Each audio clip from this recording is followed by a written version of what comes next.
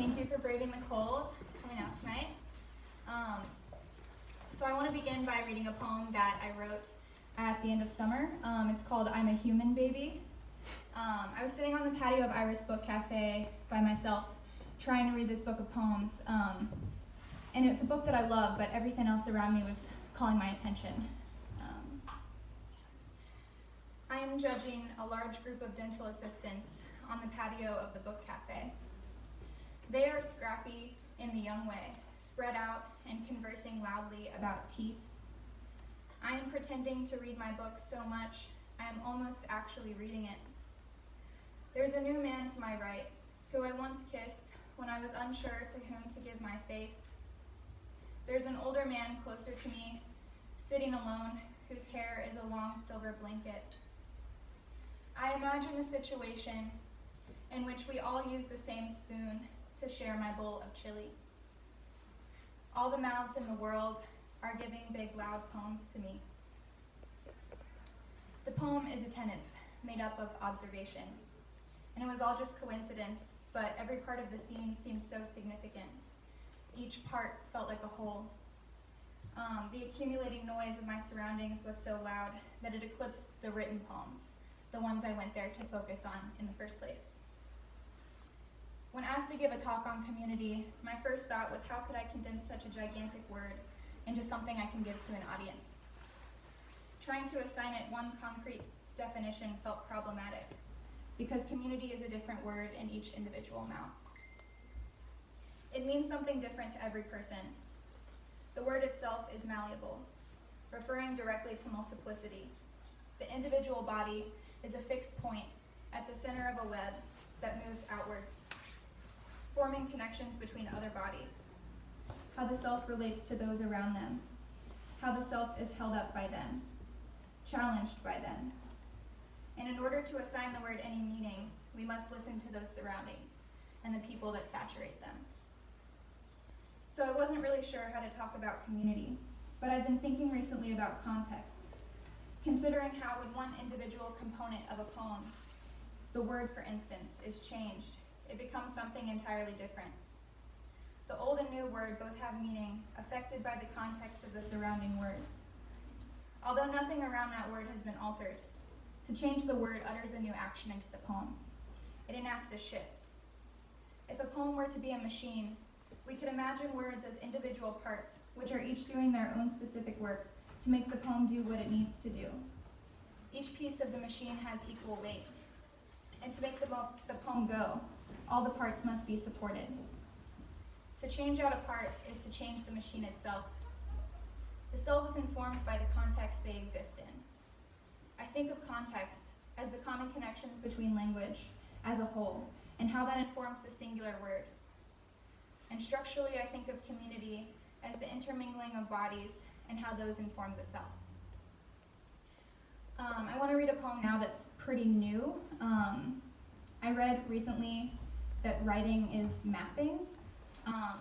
So when I wrote this, I was kind of trying to test that idea out. It's called Data.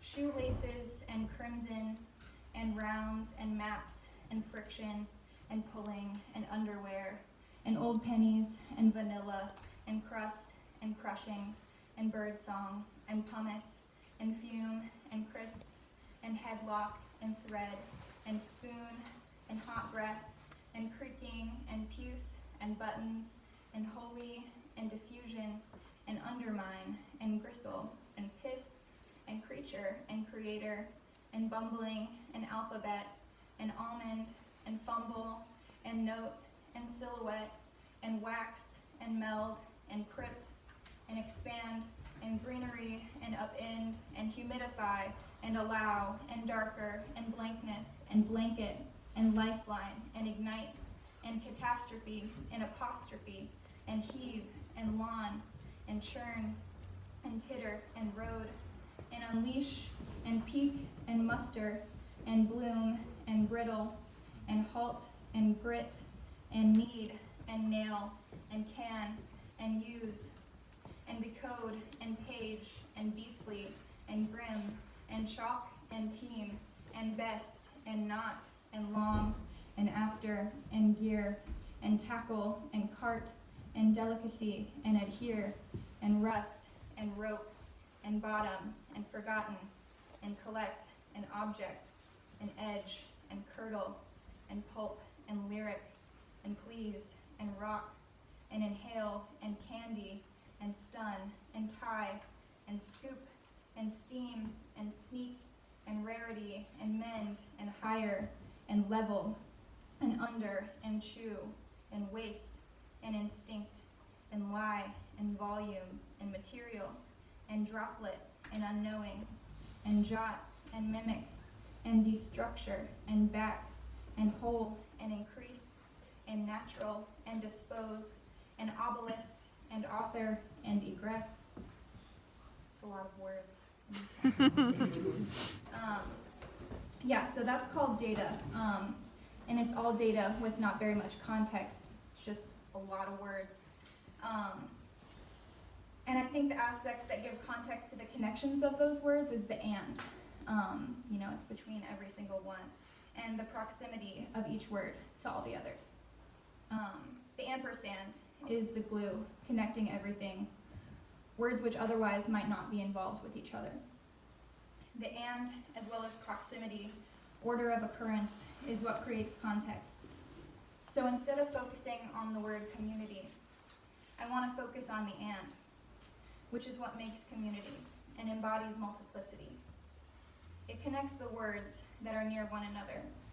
And I think the biggest difference between the way we create communities of language and creating community in the world is that in writing, there's a poet to pull the strings, to compose a scene, which falls together with grace and intention. What is so important to keep in mind is the importance of the individual and the whole, that when we interact with one another, we are actively creating context. In between us are the ands, which we have the agency to initiate. And I want to leave the talk kind of open, so I'm just going to finish up by reading a one-word poem. It's called My Arms. My arms. Eagerly. Cool. That's it. Thank you so much.